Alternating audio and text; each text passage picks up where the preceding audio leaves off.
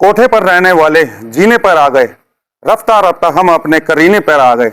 ये जो शेर है ये फिट बैठता है मौजूदा जो उत्तराखंड में पंचायत चुनाव हुए हैं और जिन भी प्रत्याशियों ने अपनी दावेदारी की है। तो नमस्कार दोस्तों, मैं दीपक रावत आपके साथ में और स्वागत करता हूं आपका गढ़वाल एक्सप्रेस में।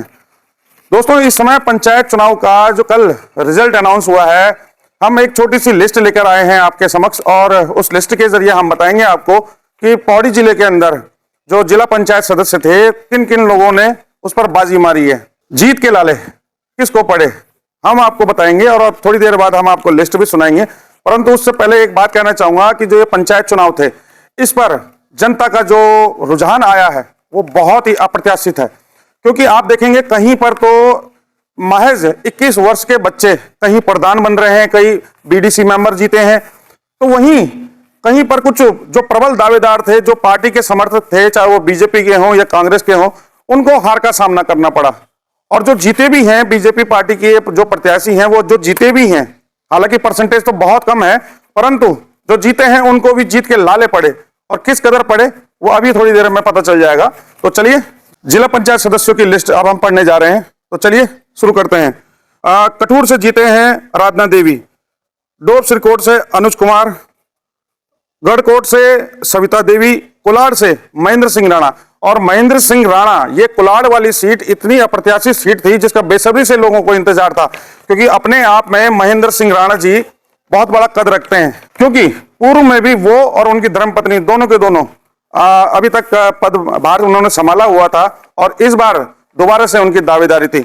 हालांकि इस सीट पर, कुलाड़ की इस सीट पर उन्होंने जो जीत दर्ज की है वो नाकाफी है। राणा जी, मुझे माफ करना, गलती हमारे से हो सकती है, परंतु जो आंकड़े हैं वो आपकी जीत को थोड़ा सा डाउन करते हैं। क्योंकि आपको महेंद्र सिंह राणा जी को मिले 3335 वोट और जो उनका एकमात्र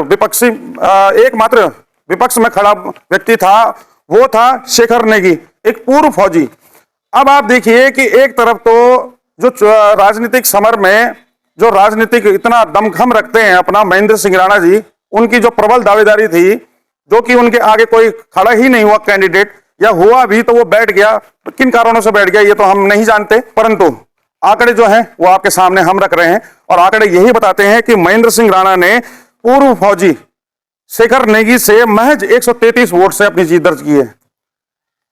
133 वोट, ये कहीं ना कहीं आपकी जीत के जश्न में खलल तो डालेगा ही महेंद्र सिंह राणा जी।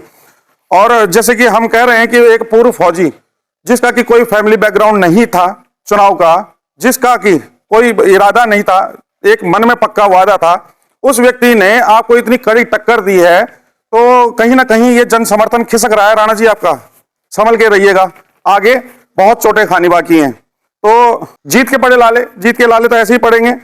और किसकी लगी लंका, किसका बजेगा डंका। चलिए आगे पढ़ते हैं। उमरोली से बचन सिंह, गुमाल गांव से कविता डबराल।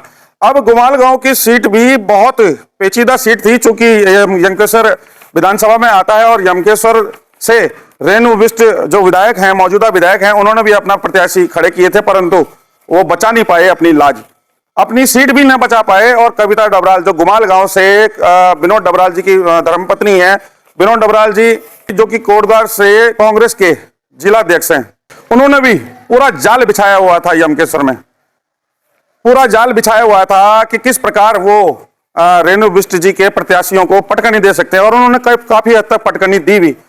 चलिए आगे बढ़ते हैं। उसके बाद आते हैं सीला दुगड्डा सीट, सीमा भंडारी। अब सीमा भंडारी भी जो जीत दर्ज की है, ये सीट भी एक हॉट सीट चल रही थी और सीमा भंडारी ने जहां 7,500 टोटल वोट पड़े, वहां लगभग उनको लगभग 4,500 वोट पड़े। तो आप इससे उनकी जीत का आकलन कर सकते हैं। हालांकि उनकी जीत का फैक्टर एक और भी है, माना जा रहा है। उनकी जीत का फैक्टर यह माना जा रहा है कि जो ये सीला दुगड्डा की सीट थी, इस पर जो बीजेपी की और कांग्रेस की प्रत्याशी थी, उनमें थी आसमा बेगम और हसीना बेगम, और यहीं से एक हसीना बेगम और खड़ी थी जो निर्दलीय है, कि कांग्रेस पार्टी के ही कार्यकर्ता हैं, परंतु उनको टिकट नहीं मिला तो उन्होंने निर्दलीय अपनी दावेदारी प्रस्तुत की और काफी हद तक उन्होंने दावेदारी निभाई भी।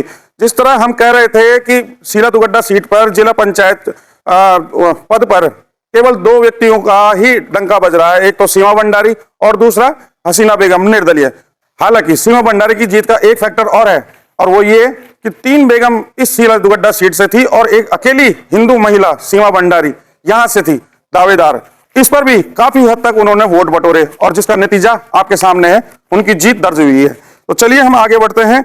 उसके बाद आते हैं हम पठूर अकड़ा, प्रमिला देवी बलूनी, इन्होंने भी अपनी जीत दर्ज की है। और उसके बाद तहसीला से पूनम देवी, जयरी खाल जयरी सीट से ज्योति पटवाल जी। अब जयरी खाल सीट भी बहुत अहम सीट थी, क्योंकि यहां पर लैंसडाउन विधायक दिलीप महंत जी की धर्मपत्नी नीतू दिलीप रावत भी चुनाव लड़ रही थी, और ये वही सीट है जहां पर मनदीप पटवाल जी की धर्मपत्नी ज्योति पटवाल जी ने चुनाव जीता है। अब ये अहम सीट इसलिए भी थी क्योंकि पूर्व में मेयर चुनाव नीतू रावत लड़ चुकी हैं कोटद्वार से, और यहां भी उन्हें हार का सामना करना पड़ा, और अब जयरी सीट से भी उनको हार का सामना करना पड़ा। चलिए, हार जीत तो एक अलग विषय है, एक सिक्के के दो पहलू हैं, एक जीतेगा तो एक हारेगा ही। परंतु जिस तरह से लोगों का रुझान बना है पंचायत चुनाव में कि भाई लोकल का ही व्यक्ति जीतना चाहिए या लोकल के ही व्यक्ति को वोट करना चाहिए, ऐसा ना हो कि बाहर से कोई आए, इधर से कोई आए, जो व्यक्ति क्षेत्र में रहता ही ना हो उसको वोट ना दें। तो ये भी एक फैक्टर था वहां पर हार का। और एक फैक्टर और था कि पूर्व में जब विधानसभा चुनाव थे तो वहां पर मनदीप पटवाल के साथ में विधायक जी का थोड़ा हाथापाई वाला वीडियो भी वायरल हुआ था सोशल मीडिया पर। तो एक फैक्टर ये भी है। चलिए आगे बढ़ते हैं।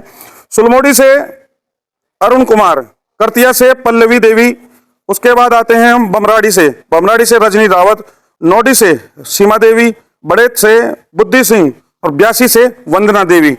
अभी इनके अलावा गडरी से पूनम देवी, पोखड़ा से बलवंत सिंह, इन लोगों ने अपनी जीत दर्ज की है और जीत के दावेदार तो ये हैं ही। परंतु आप देखिए कि जो 3 सीटें थी, 3 या 4 जगह थी जो हमारी हिट लिस्ट में थी, एक तो जयरी सीट, एक कोलाड सीट, एक शीला दुगड्डा और एक यमकेश्वर में डुमालगांव। चारों के चारों पर जो जीतें दर्ज हुई हैं वो याद रखने लायक हैं, और जनता के द्वारा ये एक करारा तमाचा है उस भ्रष्ट सिस्टम पर, उस भ्रष्ट तंत्र पर, जो कि पैसे, शराब और शवाब और कबाब इनका खेल खेलता है। तो जनता अब जाग चुकी है और जनता समझ चुकी है, और ये रुझान है 2027 के विधानसभा चुनाव के लिए। ये 2027 के लिए एक तमाचा है सिस्टम पर, उसके मुंह पर करारा तमाचा है कि अब क्या करेंगे भाई, कहां जाएंगे।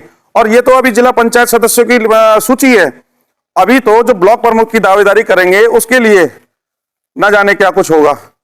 और जैसे कि सबको पता है बहुत कुछ होता है, साम दाम दंड भेद सब अपनाया जाता है, पैसे का खेल होता है और भी बहुत कुछ होता है। तो देखेंगे आगे कि कौन दावेदार है अब ब्लॉक प्रमुख के लिए और किसकी विजय होती है। परंतु जनता ने जो सबक दिया है वो पार्टीवाद को बहुत करारा तमाचा है, बहुत बड़ा करारा तमाचा है उसके पार्टीवाद के मुंह पर।